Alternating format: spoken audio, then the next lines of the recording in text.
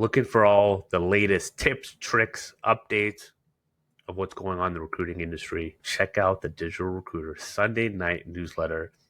I am not here to blow up your inbox. I don't have enough time to create an email every single day. I once a week send you impactful, a big thing that I've learned this week or realized from working with hundreds of recruiters, owning an agency myself. I'm in the trenches every day like you are, and I'm sharing everything that I'm seeing every Sunday, from content, from automation, from how to get better clients, how to find candidates quicker, how to grow your team, how to hire people, everything in between. The link is in the comments.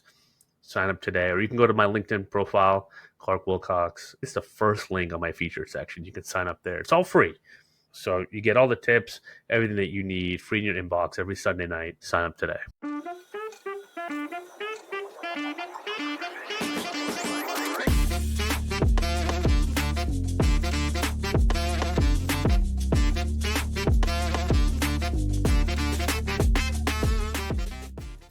All right, welcome back to another episode, Digital Recruiter Podcast. Today, I am joined by Kate O'Neill, who is the founder of Job Slinger Academy as of Christmas. I love the name. Got the cowboy hat. We're going to definitely post that picture. She's been in recruitment, over 12 years, been in coaching the last 40 years. And I just really enjoyed to get to know her the last few weeks. And I was on the Recruit CRM podcast that she hosts, and super fun. We got a lot to talk about today, from training recruiters to improving business development, and what it takes. And she doesn't pull any punches, so I'm excited to hear her story and hear her take. So Kate, appreciate you being here. Thank you for having me. It's mad we haven't actually run out of things to talk about, but no, we were talking for like 20, 30 minutes. I was like, oh man, we could actually start the show. So that's, I think that's a good sign for the listeners. There's not a lack of discussion to be had here. But let's start with the background. Everyone always asks me, how long you been coaching? Why'd you get into coaching? Why should I believe, all that. So we got to ask, how'd you get into recruitment in the first place? So the cliche fell into it, sort of Absolutely. thing. So I was working in a call centre in Cardiff. The city. I live in Wales, so it's our capital city. Got made redundant, and I thought, I'll be a PT because I'm really into my fitness. I'll do a fitness training course, and I'll get a job to tide me over. The first job I got offered was a recruitment job. And I started it, and I was like, oh, I love this so much. And I finished the PT course, but I never wanted to leave recruitment. And that was 12 years ago now, or just over 12 years ago. So, wow. And I spent a year and a half in my first agency, and then I was in the second agency for 6.5 years. So quite a long time. Very nice. Just worked my way up. I love that. So call center to recruiting. Is that, yeah? It's always like, I think the best for people that stick it out. I feel like I did door-to-door telecom sales or call center. Yeah, that's and you hard. get to recruiting and you're like, this is easy compared to what it was. Now recruiting is, especially in sales and recruiting, isn't easy, but it's, sometimes that context matters of like just being grateful for the opportunity and just like, hey, I'm not going back.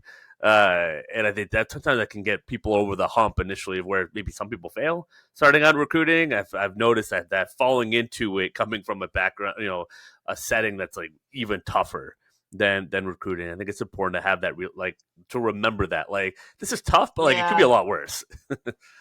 I think for me, my experience was I preferred being treated more like an adult. So in the call center, it was very monotonous. Yeah. You could only have breaks at certain times. You only had 15 minutes of all day to be able to go to the toilet. It was very, and I'm not one that likes being told what to do, as you might have already realized. So I hated that sort of culture of you're just a number and you're a sales robot.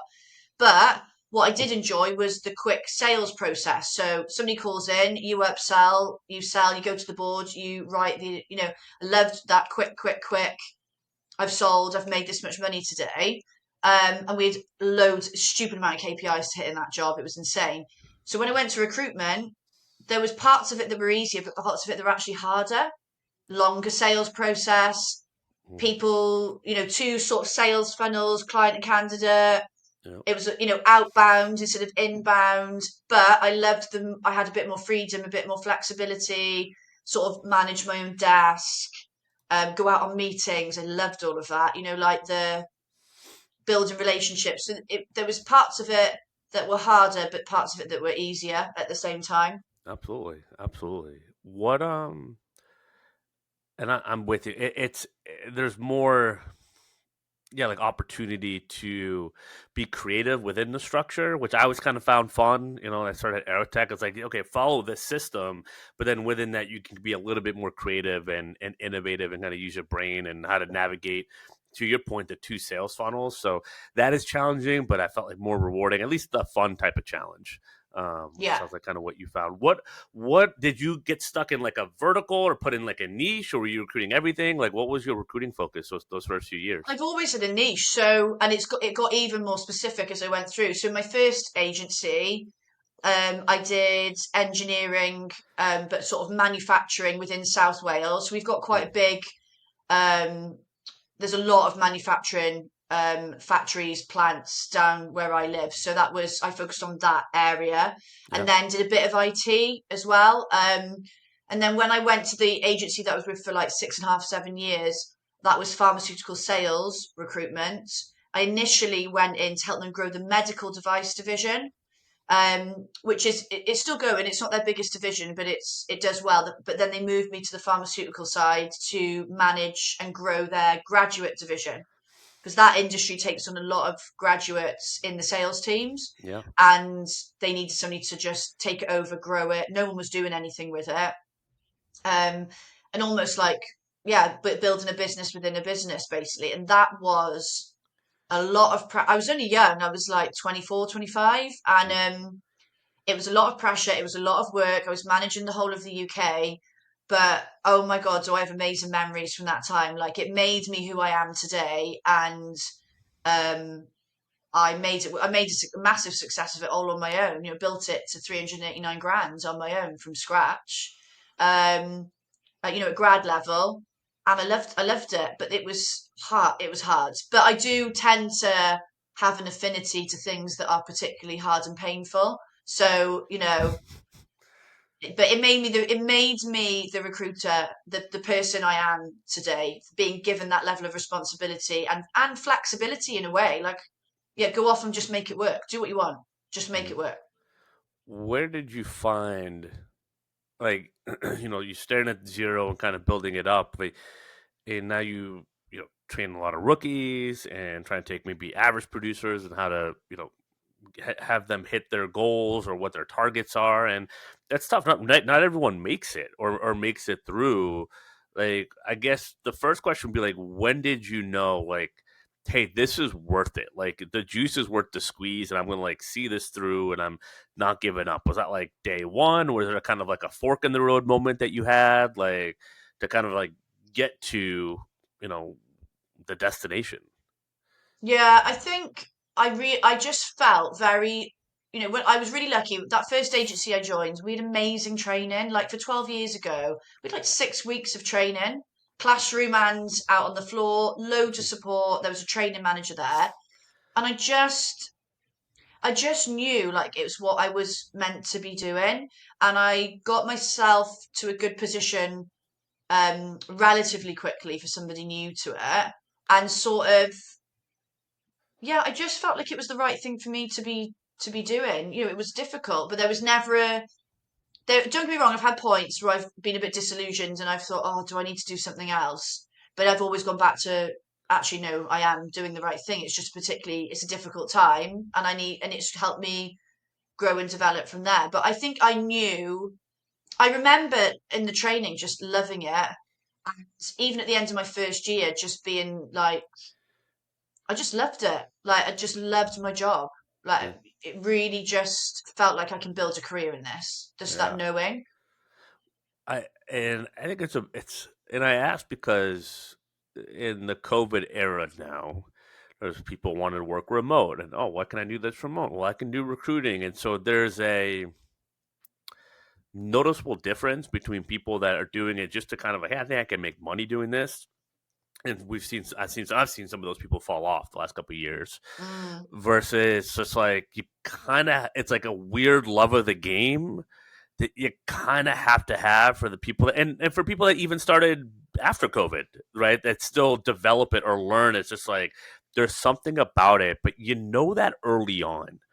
Right. And I know there's some people listening to this that are thinking about starting their own agency or thinking about getting maybe in recruiting at times. It's like really challenge yourself. Like, number one, always build the runway if you're going to start your own thing. But like, you have to be honest with yourself. Like, do I really enjoy this? And like, I enjoyed it doing light industrial recruiting, right? Same thing, skill trade, like probably a little bit low. I wasn't really placing the engineers, like the mechanics and all that. Like, that process was great. I got burnt out after 5 years doing that sector and that territory in East LA. But it's like, this is great. Like, I love the conversations and just like being like just like helping people like fix the hiring and think about it differently because it's so broken.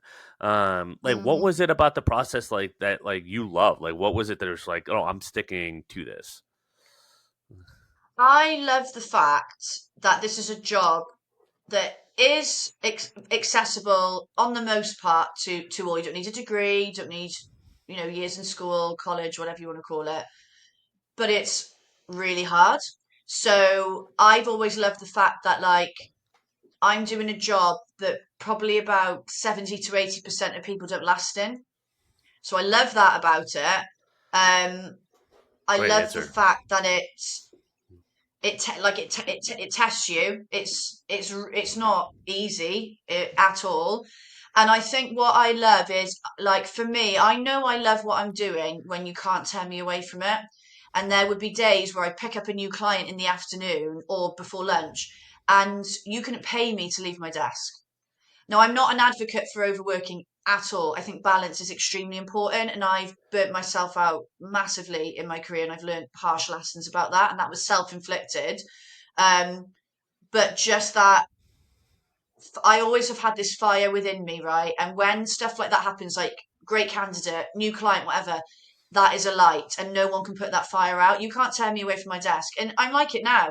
Like, I'll say I won't work past, I don't know, like yesterday, right, finishing at 5.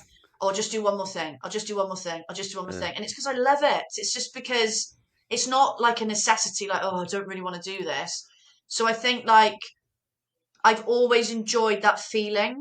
Yeah, all right, we get bad days. You get days where you're like, oh my God, this is doing my head in. But I always loved that I felt like that. Now, there weren't many days I felt like that in the call center. Like it really, the weeks dragged, the days dragged. I'd be clock watching all day. When I started in recruitment, the day would go like that. I couldn't believe the time. And I'd come in at like 8. And I loved that. I loved the fact that and I thought, when I worked in that call center, I thought that's what life was like. Everyone hates their job. You clock watching all day. I try and be strategic about when my breaks were to make the day feel quicker. So I'll take my Yeah. lunch late. So the afternoon, I never have been like that in recruitment. I've never, ever been clock watching and bored. Ever. Uh, it's so interesting you say it because I take it for granted, but I haven't watched the clock in years. I Yeah, didn't even same. think about it. Like, and I used to all the time. Oh man, when I worked in football or college football, pro football, or video production. Then the only time really for me was at my last year at Aerotech, where like I even hit my all time high in weekly spread and everything. But the love, like I just couldn't do it anymore. Like in that Yeah. environment for that commission structure, everything else, like it just the incentives weren't there for me. So then I quit. Like I knew I was going to quit, and I planned that out, and I left on good terms. My manager gave me a 3 week notice, which is unheard of in recruitment, right? Usually they want you out the day of, but like we had a great Yeah. relationship. So like I left on great terms. I was just like personally, I was like, I know when I'm clock watching and like, and I loved it. Like, and I love managing people, like everything. I was like, this is the end. Like, and that's when Yeah. I knew. And then I was burnt out for a couple of years, and I got back into it in recruiting 2020, really more in the recruiting game. And it was just like, I haven't clocked watch since. And I think that is a signal. Like if you're doing that, like you got to be working, It's you got to change it up, or you got to be working to change it up. Like it's life's too a short. lot of people don't have. I'm so grateful for it Yeah. because so many people don't. They do clock watch the days drag. Like if Yeah. anything, and you're probably the same. I need more time. I'm like, oh God, I need another hour, I or wish. like Yeah. you're trying to My make like create yeah. time from somewhere. It's after my son goes to bed. It's like I take like a 20 minutes, I stare at the ceiling or whatever, my phone, and I come back down and like, finish like another hour and a half of stuff because it's just kind of sometimes like easy to focus. You just like figure it out like when to get it done. It's kind of like a side note, Tame, but yeah, that's kind of what I found. Owner with family and all that, it's like you find the pockets. But to your point, like there's always something to do, like, and I don't mind it. Like it's good. Look, I can't complain. I have a home office, right? I work from here. It's easy street compared to most people's lives. But it's still like kind of it's still rewarding and fun and mentally challenging, Yeah. which is the enjoyable part. But well, Like it let's sounds sad, but yeah in the morning, like I start work quite early because I'm a morning yeah person. So I'm in here for like 7:15, 7:30. And I sound so sad, but in the morning, I just can't wait to get in this room or to be with the client I'm with or wherever. And it's like I'm rushing in the morning. I'm like, get ready as quickly as you can. Like, get yeah dressed, get your breakfast done. You get it because I can't wait to get stuck into whatever I'm doing. yeah. And that is something I'm extremely grateful for I love because that. Yeah. I know plenty of people in my family, friends that hate work. Uh, They hate it.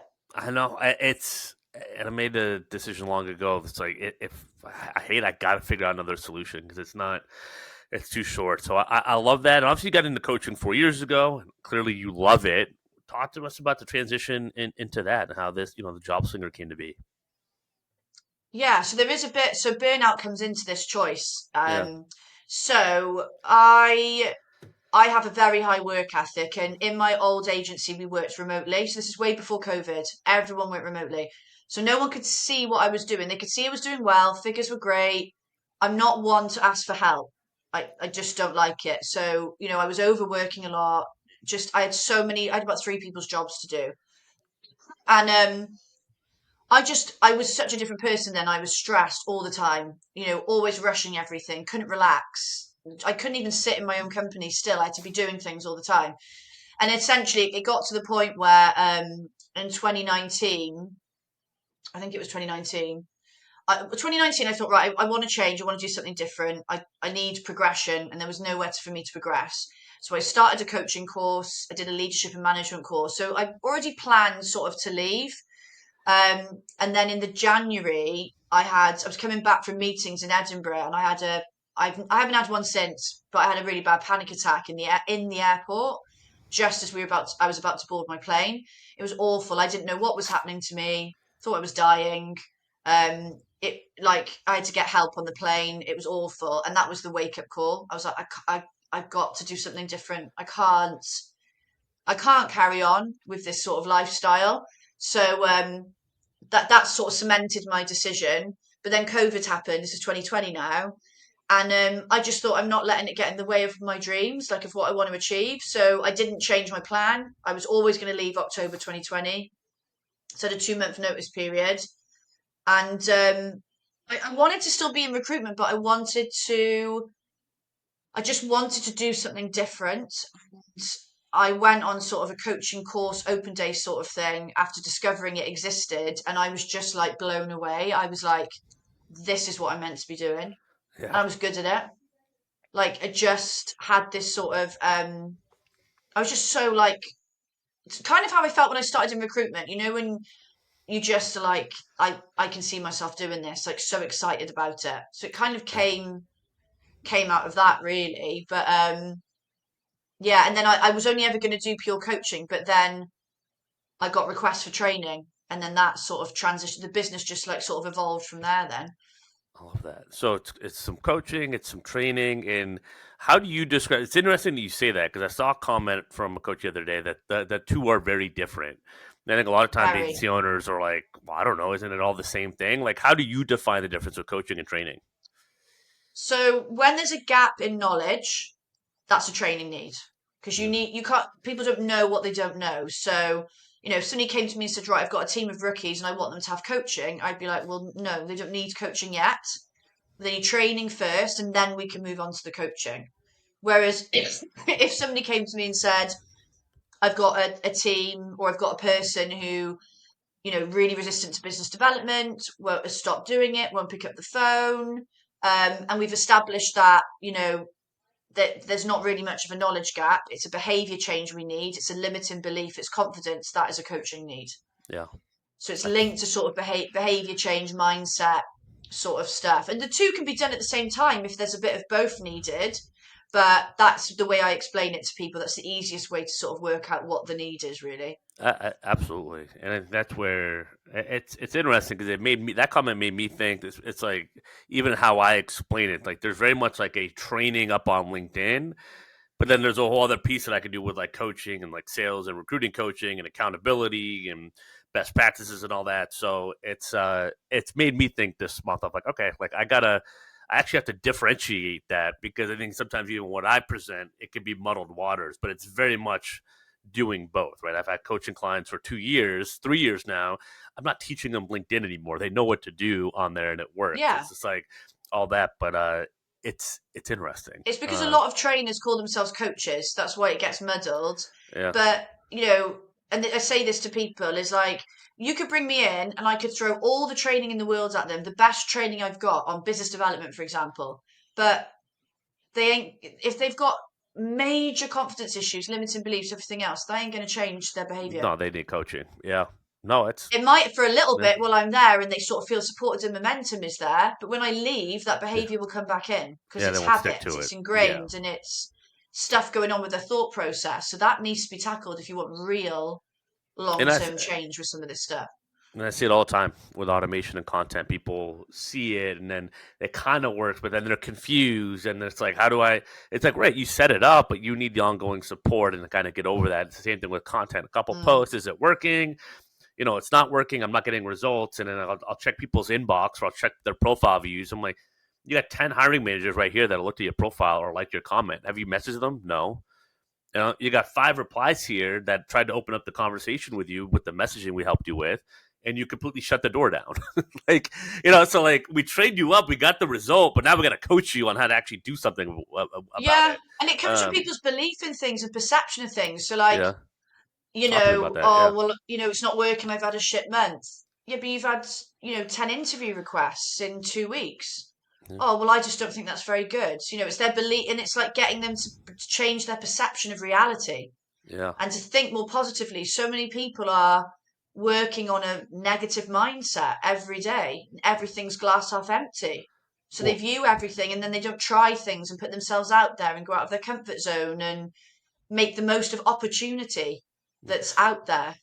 well, let's dive into that because I know we want to talk about training new people and business development and a couple other topics, but let's just talk about business development then, like kind of the mindset stuff. Like you train on that, you see people, you talk about people being resistant to business development. Like what's the approach there? Like how do you work with that? Like what are some of the what's the Kate O'Neill like best practices there, and I things to think think about? when a lot of the time people have got this really, they're scared of it essentially, and I think a lot of managers see it as laziness or like they can't be asked to do their job. Quite frankly, they're shitting themselves about it. That's what Yeah. it is. They're scared of doing it, and it's one of the first things, whether it's a training program somebody's put me in to do or coaching, the first thing that I do is really break through that negative view.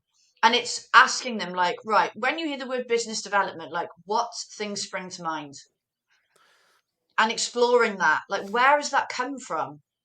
Like where is your belief? So people usually come out with like scary, rejection, people being me, all this stuff and investigating where that comes from. Half the time it's not even fact. It's just stuff they've heard from someone else or there's no logic or fact to it. So it's getting them to Yeah. sort of break through that and see that actually it's not real, this sort of reality they've created, before you delve into any of the training to sort of get them into that positive mindset and a bit of momentum, but also get them to see, okay, what does a client want? Well, they've got a role, they want to fill it. Okay, what do you want? I want to fill the role. So you've got a shared perspective. It's your job to get them to see that you've got a shared perspective. Yes. But also, it's no different to ringing a candidate who's applied that you've never spoken to before. That is a cold call. You just see it differently because you think the candidate needs your help, but actually they do, but the client needs your help as well. As what's once money starts exchanging hands, right? Well, they're going to pay me for it.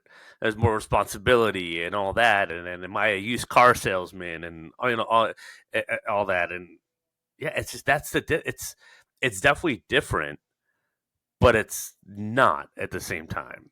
Like Yeah. that's what I think people struggle with, and I struggle with when I first went from recruiting to sales, kind of being robotic. All the responsibilities higher. I got this promotion and everything else. I got to kind of be like this. It's like no. What ended up working for me was I was so good immediately at breaking down candidates and just like getting them to open up with me. I was like, that's the same thing with clients. It took me about a year to Yeah. figure it out, versus it took me about 3 days to figure out in recruiting.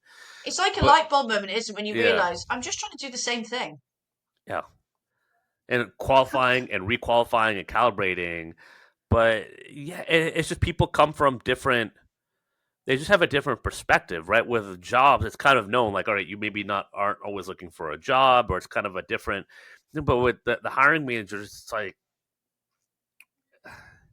there's so much we can always discover. Why is this important? All that. Most people haven't put any thought into their hiring. Is once I Mm, realized that, it was eye opening for me. It's like I got to figure out if they've even like thought about, like, truly thought this through first, because number one, if they haven't, this rec is not closing anytime soon, no matter what, because no one's paying 20K placement fee for something they haven't thought through. They just might not realize that until the offer stage, or what you think is the offer yeah. stage, which I can't tell you how many times I hear that happen. And it's human nature, right? We get our hopes up, but like that's the difference. Like you got to talk them out of hiring someone, just like you got to talk someone out of a job. But people are nervous to do that because, like, well, I could get paid. It's like, no, you were never going to get paid on that. Like, you got to talk them out of Yeah. it first and have them fight for, hey, yeah, we need to hire someone yesterday. Here's why. Okay, now we can work. Right? It's the same thing with a candidate, but like, we just like don't take Asking it the to right that extra questions step. is Right? a big part of it, It's isn't it? all Just discovery. probing on the right stuff. But and I think as well, getting them to see nothing that anyone ever says or does is because of you. Yeah. It's because of what they got Huge. going on in their own world, their own bubble. So, Yeah. okay, you might ring a hiring manager and they might be a bit, I don't know, arsey down the phone. But how do you know that's because of you? Like, you don't know what's gone on in their world before that call. Also, they don't know, like, they could have had a really bad experience with a recruiter. You know, if you just give up at the first hurdle, you're not going to get anywhere. It's more fun So, to ask, right? It's more fun to yeah. dig in and, oh, we struggle with this or we have that, and it's like, oh, we don't work with recruiters. It's like, oh, I get it. Like, I'm just curious, like, what why is that a policy, or why is that company What's policy? the reason for that? Yeah, just What's the, ask. you know? Instead, because people, and I get it all the time. Well, I'm going to tell them, like, well, we're a different agency, or well, we hire this, or let me Oh know my if that God, I ever hate, changes. honestly, that makes me want to cry. You're Yeah, not different. Everybody says that. no one What do you is. do that's different to all the other agencies? What Well, we've and got great candidates. Yeah, and everyone else does. That's what everyone yeah, else says. and You that's aren't different. where you can be different is asking the question, figuring out. It's all about gathering intel, right, Yeah, and be that different in that discovery. way. That you demonstrate being different. You don't tell people you're different, Yeah, right? I think that's how you demonstrate it. That's one of the lessons, and what people pick up on. And it's I have to hammer this over and over again with some people, like the same people. I'm like, stop, like you're trying to sell, and like you don't even know if this is a good client. Like you want to find out if this is even worth your time.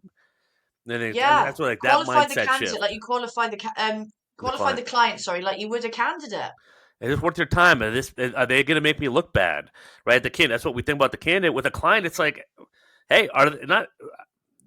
Could they make you look bad? Right? If you work for an agency or for us in front of the red zone board at Aerotech, it was like that rule went away or we lost it. That's how they made me look bad as an owner.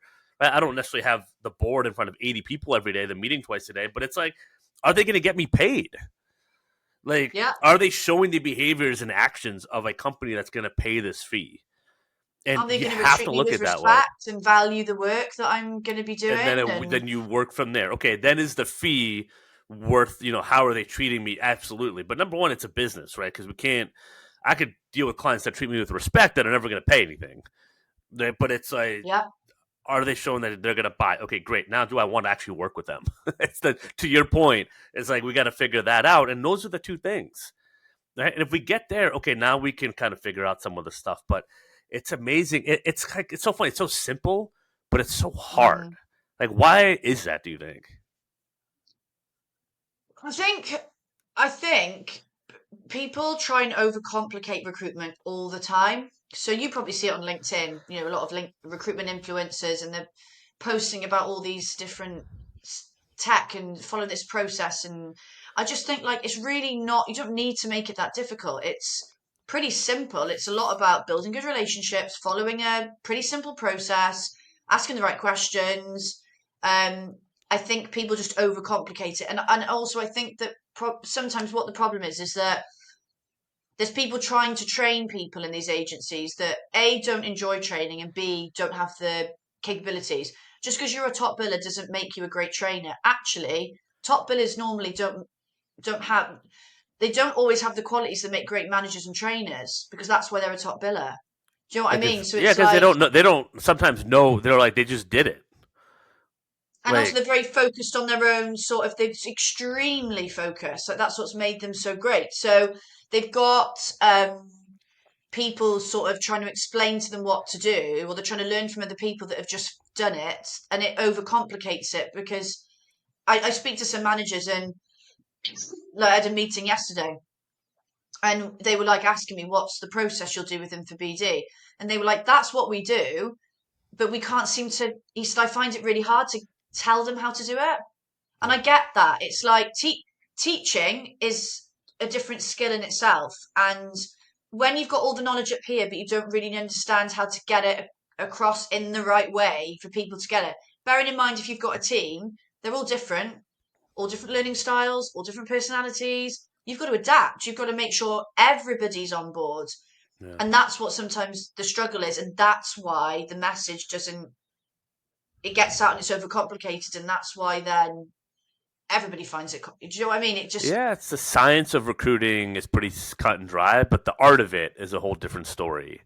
I do really And think it is an art, what we yeah, do. Like everyone's got their own flair, yeah, their own way of doing it. I think that's why I love it as well, is there's so, everyone's got their sort of, there's the sort of fundamentals of recruitment, but then like you said earlier, you add that sort of little, your own little way of doing things. Um, but I do think some people do love to overcomplicate things. oh, I'm in that club. Don't get me wrong. It's easy to get in there.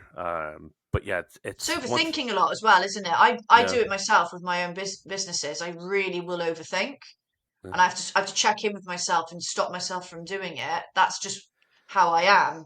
Perfectionism and stuff like that comes into play with me being afraid of failure, and I start to like ruminate and all of that stuff. But yeah, I do get it. For some people, they kind of know they have the right processes in place, but getting everyone else to do what they're doing, they find it really hard to like communicate that. yeah. And how do you create the bumpers around it and the right check-ins and all that? It's evolving, and I think some people shy away from it, and versus like you just got to attack it head on, and you got to. I found just invest in it, and some things are going to work out, some things aren't going to work out. Some things you invest in, it's like, oh, it wasn't maybe the right time to do that, or I learned something about, like, for me, it's been email. Like I learned how I could use email last year, but it wasn't the right time. I didn't really need to prioritize it in my business. But if I ever Mm, do it again, it's going to be completely done for you. I'm not doing it myself. I'm going to hire an agency, and I know the agency that's just going to run it for me. I just don't necessarily need to do it right now. Right. And so, like, I wasn't mad at the investment that I made. It actually helped me as an owner. I'm like, oh, it's not the right time for me to implement that long term because I have to fix a couple things on my end for this to really get the most out of it.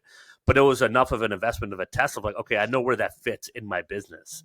And that's, and I talked to a client that invested in the program a few months ago, and he used it the way he needed to use it. He didn't show up to all the group calls. He's like, I needed the course material. I need a couple calls with you to kick me in the butt. Then I needed a couple group calls, and like then I could just go do it. So he used it very differently than traditionally I think people use it, or maybe what I hope. But he kept saying, I got exactly what I want out of it and way more. It was like perfect for me. So I was like, huh, okay. Like that's great, right? Like that was a huge investment. So for me, it's not like, and I looked at my own behavior with courses. Some courses I spent 2 weeks in, I got what I needed at that time, and I'm good. I didn't need the whole other 3 months. It's like I forget, like I have to constantly remind myself, people get out of things differently than what you think they should get out of it at It's their times. own perception of value. Yeah, Because everyone's just living in their own, everyone is viewing the world through their own eyes. So, you could ask me what would you want to get out of a course? We could ask two different people, what would you want to get out of this course for that price and blah, blah, blah. We could say completely different things. yeah. Yeah, and it's hard. It's like, and I share because it's a lesson that I've learned in recruiting and sales. I felt like I got that down. Like I have to understand what this manager, what they value and how they perceive value. To your point, and in coaching, I think that's been the evolution for me the last 3 or 4 years. The biggest areas of growth that I've had is understanding all the different types of people that are the same in their title only, right? Recruiter. There's Yeah. so many different people and experiences and timing and revenue stages and all that. It's so interesting to me as a coach, and kind of goes into the topic I want to talk about, which is like authenticity. And I feel like I've only Mm, been able to really learn that because I've just kind of, this is what I know, this is what I got, and I'm just trying to figure that out. And the things that recruiting and sales and recruiting taught me is just like how to be unapologetically kind of on authentic and myself, yeah. and not getting so caught up in like trying to sell everybody everything. I'm always trying to like help people in different ways, kind of figure out, is there a way I could help this and have an offer. But like you just kind of got to throw it out there, and I'm all right with people. Not everyone's going to become a client, like that's totally fine. But it's been more interesting to just like have all these meetings, conversations, just to kind of figure it all out and just kind of throw it out there and not have the expectation. What are your thoughts on that? Because I know authenticity is kind of like who you are, kind of as a coach, as a person, and in sales. Like, what are your thoughts there? Sort of had a bit of a journey with it because I think when I started in my first recruitment role, I worked in manufacturing in South Wales, and that sort of clientele are very old school Welsh, mainly men, love their rugby. They want down to earth people, and I was allowed to just be myself, really. I didn't need to put on many airs and graces. I was encouraged to sort of just be professional, but be myself at the same time, which was great. And then I moved to the agency I was with for that long period of time, and they were very there was a certain way you were meant to be. And I was really young then. I was sort of 20, I think I was 24 when I joined them. So when I joined them, I had like short red hair, piercings, and I've got tattoos, but I didn't care about having them on show. And it was very much right. Well, you need to look a certain way, and you need to cover all your tattoos, and you need to take your piercings out because the pharmaceutical industry at that time, don't know what it's like now, was quite old fashioned. Buttoned And up. I sort of lost my authenticity a little bit. So with candidates, it was there, but not like I am now. With clients, not really there at all. I sort of had a persona. So I got on with them. I was good at building relationships, but I wasn't as authentic as I am now. And when I left them and started the business 4 years ago, took me a while to break out of. I was institutionalized. Took me a while to Yeah, break out of that. Now, I would say in the last 2 years, maybe year and a half, that's when I've really felt comfortable with doing and saying what I want with clients, with in meetings, in on socials. Like I probably some of the stuff I post, people are like, "What?" join the Like club. in my dressing gown, I've just woken up, a funny video. I don't care. Like that's me. That's who I am. And I've seen massive benefits from that. Like people Yeah. connect with it. And also when they meet me, I'm exactly the same as I am on socials. I'm not pretending to be this perfect influencer with all my top tips. I am exactly as I am on wherever I show up. Yeah. And Well, I definitely think that pays off. that's what I was going to ask. Is like, yeah, how does that affect fulfillment, right? Client fulfillment for you and working with your clients? Because I know for me, I always say like I have the best clients to work with because of that. That people get so worried about who they're gonna turn off, and I'm like, I don't care. I want to find the You people I turn off the right resonate with, people. exactly, right? That are gonna be a pain in the butt and everything else. It's like, are you finding kind of the same thing? It's just like basically work with like people you're meant to work with. I find that the people I end up working with, we're so aligned, we get on. At the end of the day, people might watch some of my videos, or I don't know, I go into the office and they think, oh, she swears too much or she's too this and that. Well, then we're not right for each other, because I'm not going to come in and change who I am for it's that's why I have a business. I'm not employed. That's true. Um, Yeah. so I haven't had I haven't experienced a massive negative. I haven't experienced loads of negative feedback on LinkedIn, for example. I've had a couple of comments of people, but I'm quite good at turning it around. I'll just put something comical. Like, I've got a good sense of humor. Don't let anything bother me. And either we end up being friends and they apologize, or they just they leave my network, and I just don't let anyone get under the skin, like under my skin with it. But it's not that I don't get it that much. I think um the feedback I sort of get is that people like that I'm so honest and authentic. Like, I don't pretend, and I just am I just am what I am, and I'm not afraid of making fun of myself. I really don't care about looking stupid. And I think, like, it's difficult as a woman because we do get judged a lot on our appearance. And I'm not even trying to do it on purpose, but I'm not the type of person that puts makeup on all the time and wears, like, polished outfits every day. And I think a lot of women can resonate. They like that because there are, and again, I'm not saying it's wrong, because if that's you, own it, great. But when you do see a lot of, and we get it in the UK a lot, female recruiters posting like glammed up pictures on holiday and all this stuff. Yep. You do feel a bit of pressure. Don't get me wrong, they look stunning, but I'm not that kind of person. There's other people like me out there that would be like, oh my God, I wish I could look like that every day. But they might see some of my posts and feel better about themselves sometimes. But I don't know, I just don't, I'm really not bothered um, too much about, I'm really comfortable just being myself. That's the only way I can describe it. I don't overthink it. I'll just do it. Well, I think that's what everyone wants to know. It's like how do people get there? I used to wonder that too. And then I got there. And I'm like, it's like hard to explain all that work, right? But what you're talking about, I think, is just like courage to be yourself and to put it out there, to know that you have a lot of value to offer as a coach, that you worked your tail off to with Mm, recruitment and sales and all that. Like, you put in the work, and I think part of it, personally, I don't know, probably. I mean, it seems like you always worked hard, but like part of, for me, was like realizing like I have more work to do to like get to like the point. And I know I was like, well, you should be happy with yourself even before you do all that. I get all that.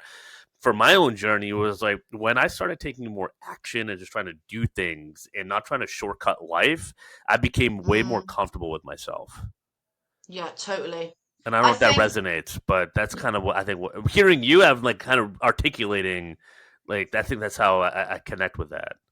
I think to get to that point, and without getting too deep, there's a lot. I'm one of those people, I'm always working on myself. So I've gone, if I look back at the last couple of years, I've done a lot of self work, a lot of inner work. And I think, again, I think for sometimes people think it's a process. It takes time. Sometimes it's difficult. You go through difficult periods, but I think you've got to work out who you are. Like, who are you actually? And do the inner work. Understand yourself, pros and cons of yourself. Everyone's got flaws. That's fine. And understand who you are, and really connect with that. So I know it's that, I hate to call it a brand because it's deeper than that, but like, and maybe it comes with age. I do think maybe that's some of it, because I I thought would I knew agree. who I was at 25, and I didn't have a Scooby Doo who I was at 25. So 10 years later, I'm 35 now. I know I don't look it. Um, but I know who I am. Like, I know my I hate using the word brand, but I know my brands. Do you know what I mean? I know, Yeah. if you had to get me to draw my sort of I can't think of the words now, but like persona, I could write it because I know who I am now. But that's taking time. It's a process. So I think it's being kind to yourself sometimes. Grace. And if you do want to be more Yeah. authentic, it's a process. Like, work on it. But it's okay to not in a month be Have able it to figured do it like out. some of the stuff that we're doing. it's taken me like a long time to sort of get to that point and be but comfortable it's with it. well, and I think it's worth it. I think it comes across. I mean, you and I hopped up on a podcast recording. We had never met, and like right away, it was just like when you have two people that just kind of shoot the shit. It's kind of carefree. It's very noticeable on calls, right? And I can always kind of tell when people have done the work. There's kind of like a hidden language of like, oh, like yeah, you've kind of done, you've done the work. Like you're like we're good here. Like this is kind of a free conversation. So Yeah. it's always cool when I meet people like that, like yourself, and it's always cool when I see people work into that too, because I'm starting to see that more now that I've been coaching for almost 4 years. I'm sure you're seeing that too. So my initial is just like being more comfortable with themselves and getting their confidence. That's what's the most rewarding parts of I coaching. love helping people with that stuff, like Oh, just just to seeing them see it, flourish. the see the It's transformation so when they get amazing. excited and they share a win or this happened. I'm like, people are like, why don't you recruit as much anymore? I have the agency, but like, there's something about the coaching transformation when people get there because it's had such an impact on my life that like Same. money is money. Yeah, could I make way more if I recruited full time? Probably. Like I don't care. Like I truly don't care because it's like this is so fun and like fulfilling. It's like when you scale an agency to 100 people with all your strategies, it's like, well, we have it, we do well, like we're good, but like that's not my goal. Is to just make all the money in the world because I've seen people do that and drop dead the next day or drop dead before they've had time to spend it. Like It what's doesn't fulfilling is make you seeing happy. people getting to 0 to 1. Exactly. It's so fun. And the light bulb moment to me has been like the most rewarding part of life.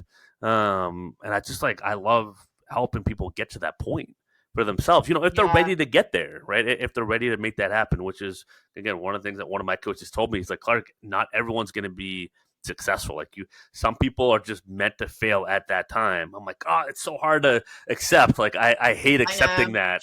It's just where they are at in their journey, and I Yeah. think some people, they're unconscious to, they sort of think that I'm not in control of my life. Things happen to me. They happen to me. Oh, I There's hate nothing I can that. do about it. They sort of Yeah. like muddle along, like what I call living an unconscious life. Whereas you've got others that are trying to live or want to live a conscious life or are living a conscious life, and they tend to be the people that have that growth mindset. They understand the aspects of controlling your own reality. Yeah. Like you can make you make your own reality. Like to me, God is, I'm my own God. Like that's in here. I can go out and create whatever. But people are not always in that space to sort of receive that. And yeah, I think I've learned that as well, is that, you can try, like it's not anything you're doing necessarily. The want and the passion is there to help them, but they need to want to be helped in a way, don't they? Yeah, it's interesting. It's an interesting statement. I mean, it's a statement because I think for me, what happened to me in 2019 is kind of I was woken up, like God, and found my Christianity, and one of the first things I asked God was like, please don't make me an annoying Christian that found their faith and annoy everyone with it. Uh, I think for me, it's finding I was able to put a lot of my burdens on him and give myself grace and find the source of strength through that. Of like, and it sounds so crazy. 10 years ago, Clark would be like, "What in the heck is happening right now?" But it was just like that. Also gave me the grace to like just chill on the things I can't control and all that. And there is some manifestation. There is some like, hey, like, what is the plan? What is the purpose? What are my strengths? Like, help me figure that out. The value I can give, and just like give me clarity. And to your point, help me stop overcomplicating stuff and like what am I meant to like be doing? Where can I serve people the best? And like that to me was like the most helpful in my journey. And it's getting the result you talk about of just like there is a lot more like, and I tell my like you can kind of just do things in a sense, right? Like I don't does this content work? How many times should you post? Like I don't know, try it. It campaigns, right? Or does this work? Like it depends. I don't know. And I think that was part of the source of the strength of the faith for me was just like let's just try stuff. Like stop worrying about tomorrow and the what ifs. Like try just like what Tomorrow could doesn't happen. exist. What could happen, right? And then it's like Yeah. that was the flip. I needed that for me to kind of get there. Some not everyone necessarily does, but like that's what it was for me. It's just like that permission. There's just like, oh, I can just like try things and just like be intentional. It's releasing Yeah, that need to control and yeah, just let stuff happen, because whatever's happened You can handle it. is meant to happen, and not, the past doesn't exist anymore, so no point ruminating over that. Tomorrow, the future also doesn't exist. The only thing that exists is literally this moment. So what I just said doesn't even exist anymore. That's gone. And people spend a lot of time, and I used to do this when I started Flowing. early recruitment career, obsessing over the future. Like, what if I don't make enough money? What if I don't place that candidate? And ruminating over the past. Oh, I can't believe that placement dropped out. And in all that time, I was actually wasting the only thing that I had control over that creates the future anyway, which is now. I love it. It's so Thought up here way too much. well, very well said. And to that point, I want to kind of hit on our last topic, which I thought maybe we would talk about earlier, but we do what we want to do around here. Is we've talked authenticity, business development, recruiting, coaching, and to sum this up, like hiring. When you're hiring new recruiters, when you're bringing on trainees, right? Like, what should owners be looking for when they're vetting people to bring into the team, and then how should they support them in the beginning? So I think when you're there's a few things really. So what I can see happen a lot, and you might see this as well, is when they're hiring, they tend to want replicas of either them or their best billers. So they've got to be exactly like them. And people that are successful in recruitment come from all sorts of backgrounds. Like, you don't want carbon cardboard copies of the same person. You're going to get clashes.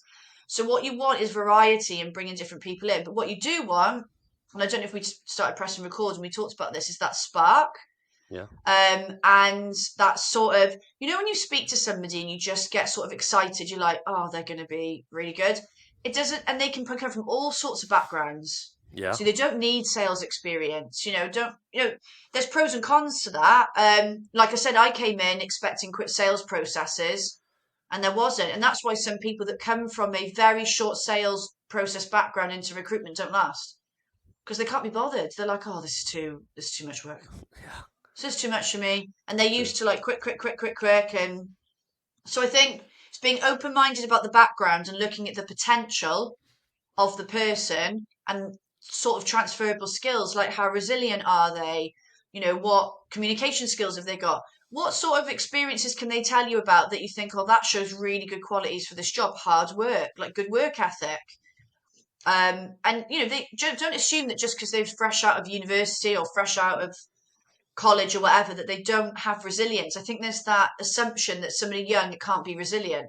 You don't know what they've gone through in their life. And I've spoken to some people that are like 21, and I think, God, if I'd have been like that at your age, I would have been so successful so Oh, young. Like, I've had the just the same things they've thing. gone through. Yeah. I was a nutter at 21. I was like, I didn't care about like responsibility. I was like partying all the time, and they're so mature for their age, and I just think like you've got to look for that spark, that sort of, obviously make sure they do understand what recruitment is. Like, go and make sure they've done their homework, but look for that potential. You're not looking for a finished article when you take a trainee on. You're looking for that spark, that potential. Yeah, it's the land of the misfits, the career misfits, is how I've kind of looked at it. I don't know if we can hear my son in the background or not, but that's hilarious. But I it's shouldn't. White has joined the chat. Um, is kind of the land of the miss. When I showed up at AirTech, I had ill-fitting suit. I paid for gas money and change to get there because I was so broke at the time. But I had a story, and I had urgency, and I had fire, and I had desire, and I just wanted someone to invest in me. And to their credit, they did that. And we're starting to hire more people for our agency and looking at it, and it's so interesting. To your point, age and time has something to do with it, because now at 37 compared to talking to kids that are 24 or 25, and I'm like, they're just like yearning for that, like the training and the knowledge. And there's a lot more information now out there than there was when I started, again, about 12 years ago. So I think they can almost like make, like, they can like, oh wait, I could take this training and like apply it elsewhere quicker. I'm like, how do you know to do that within a year? Like, it's crazy. Like, it took me 5 years, really 7 years to figure that out.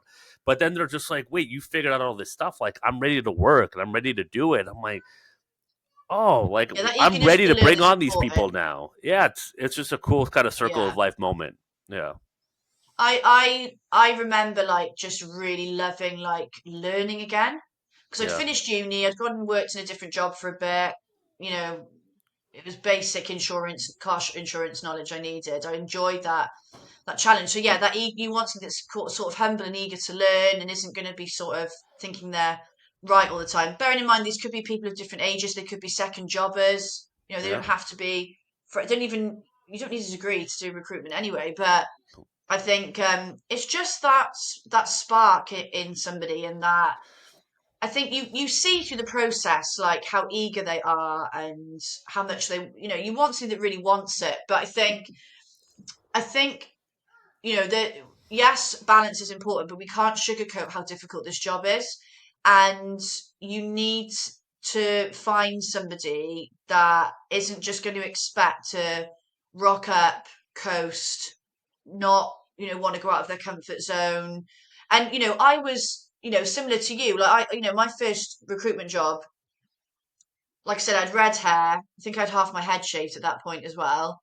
I was wild, and I just needed somebody to sort of, yeah, give me the support I needed to be great at this career. I had so much potential. I think sometimes again you can be judged on who you are at that point in time, especially when you're young.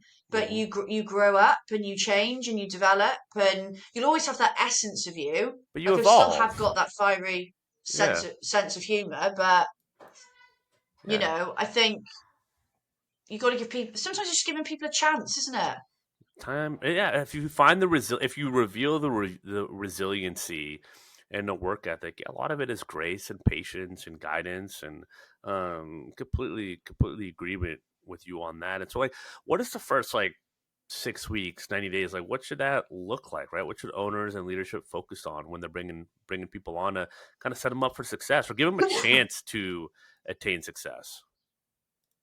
So I think sometimes agencies think onboarding is like training them on the CRM.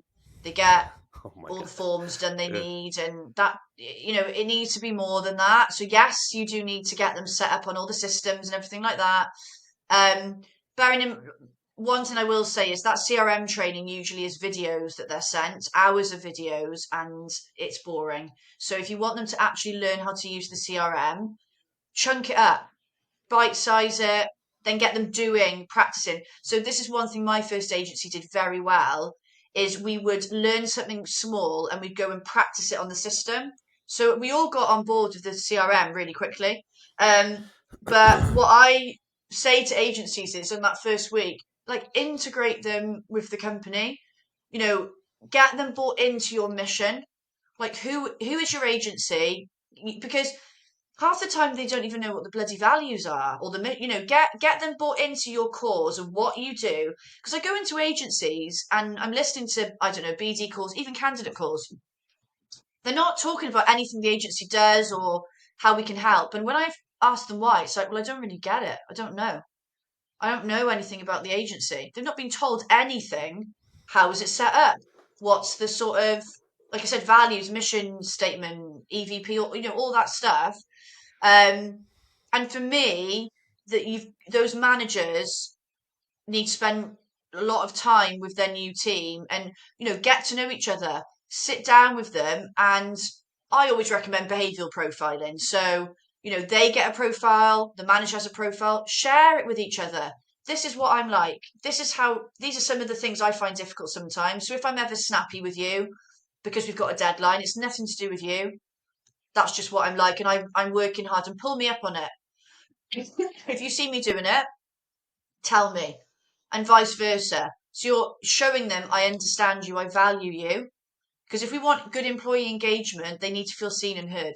And that's just week one. That's before training. That is week one. Yeah. Well, I just have to Yeah, add, Aerotech did such a good job of this. I have to give them a shout out. I had to take every single account manager or have every single account manager take me out to lunch in the first month that's good. of recruiting. And every Lots recruiter of had to food. do that. Lots of free food, gained a few pounds in the beginning of my career there. Uh, but it was amazing. I got to learn every person's style, how they got there, their story. They got to learn about me. They became invested. They had the opportunity to become invested in me. I mean, what happens? I go out with 20 of them. not everyone I click with right away or talk to all the time, but like there's 5 or 6 that would just like hit it off, and immediately like I'm like buddies with like some of the top producers there that have been there for years, and they're showing me the ropes. They're invested in my learning, so that way the head of the office doesn't have to do all the heavy lifting, or my direct manager, it didn't do all the heavy lifting. They really created like it takes a village environment. Now, do people fall through the cracks on that? Do some managers not get it?